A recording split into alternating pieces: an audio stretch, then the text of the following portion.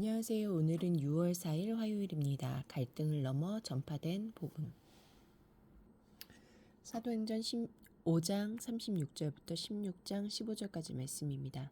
며칠 후에 바울이 바나바더러 말하되 우리가 주의 말씀을 전한 각 성으로 다시 가서 형제들이 어떠한가 방문하자 하고 바나바는 마가라 하는 요한도 데리고 가고자 하나 바울은 밤빌리아에서 자기들을 떠나 함께 일하러 가지 아니한 자를 데리고 가는 것이 옳지 않다 하여 서로 심히 다투어 피차 갈라서니 바나바는 마가를 데리고 배 타고 구브로로 가고 바울은 신라를 택한 후에 형제들에게 주의 은혜에 부탁함을 받고 떠나 수리아와 길리기아로 다니며 교회들을 견고하게 하니라.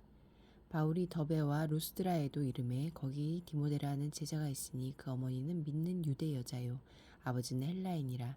디모데는 루스드라와 이고니온에 있는 형제들에게 칭찬받는 자니 바울이 그를 데리고 떠나고자 할새 그 지역에 있는 유대인으로 말미암아 그를 데려다가 할례를 행하니 이는 그 사람들이 그의 아버지는 헬라인인 줄 다 알미러라. 여러 성으로 다녀갈 때에 예루살렘에 있는 사도와 장로들이 작정한 규례를 그들에게 주어 지키게 하니 이에 여러 교회가 믿음이 더 굳건해지고 수가 날마다 늘어가니라.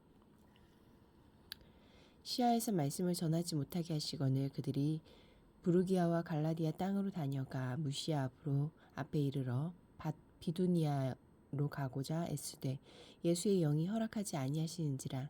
무시아를 지나 드로아로 내려갔는데 밤에 환상이 바울에게 보이니 마게도니아 사람 하나 서서 그에게 청하여 이르되 마게도니아로 건너와서 우리를 도우라 하거늘 바울이 그 환상을 보았을 때 우리가 곧 마게도니아로 떠나기를 힘쓰니 이는 하나님이 저 사람들에게 복음을 전하라고 우리를 부르신 줄로 인정함이로라.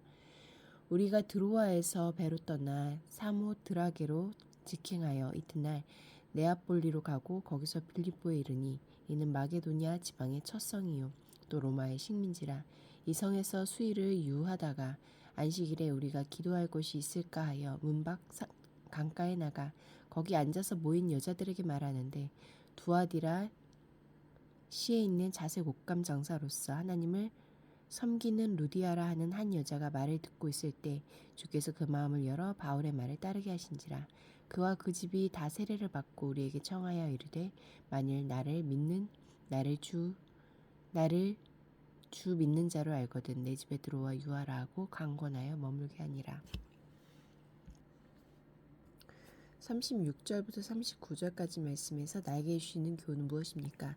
이방 그리스도인의 할례 문제를 해결한 바울과 바나바는 2차 선교 여행을 떠나기로 마음을 모으지만 1차 선교 여행 때 무책임하게 중도 포기한 마가 요한을 대동하는 문제에 있어서는 마음이 갈라섭니다. 개인적인 유익을 고려한 바나바, 공동체의 유익을 중시한 바울 모두 옳고 진심이지만 옳고 진심일수록 양보의 여지는 좁아지기 마련입니다. 다름의 문제를 옳고 그름의 문제를 간주하여 다투고 있진 않습니까? 39절부터 41절까지 말씀에서 나에게 주시는 교훈은 무엇입니까? 마가 요한과 함께 하는데 의견을 달리했지만 복음 증거에 대한 열정에는 변함이 없습니다. 바나바는 마가와 고향 구브로로 가서 전도하고 바울은 신라와 함께 수리아와 길리기아의 교회를 살핍니다. 훗날 마가는 바울이 신뢰하는 동역자가 됩니다. 의견이 다르더라도 상대방을 존중할 때 하나님은 다양한 기질과 견해를 새 사역의 원동력으로 삼으실 것입니다. 16장 1절부터 5절까지 말씀에서 나에게 주시는 교훈은 무엇입니까? 1차 선교 여행 때 교회를 세웠던 루스드라에서 바울은 칭찬받는 일꾼으로 성장해 있는 디모데를 만나고 그를 선교 여행에 동행시키려 합니다. 그런데 할례를 반대하던 바울이 디모데에게는 할례를 행합니다. 할례를 받지 않는 유대인 디모데를 보고 유대인들이 복음에 마음의 문을 닫아버리지 않도록 배려한 것입니다. 바울은 할례를 복음의 본질로 호도하는 것은 격렬히 반대하지만 복음을 전하는 일에 있어서는 할례라는 비본질적인 문제에 대해 얼마든 양보한 준비가 되어 있었습니다.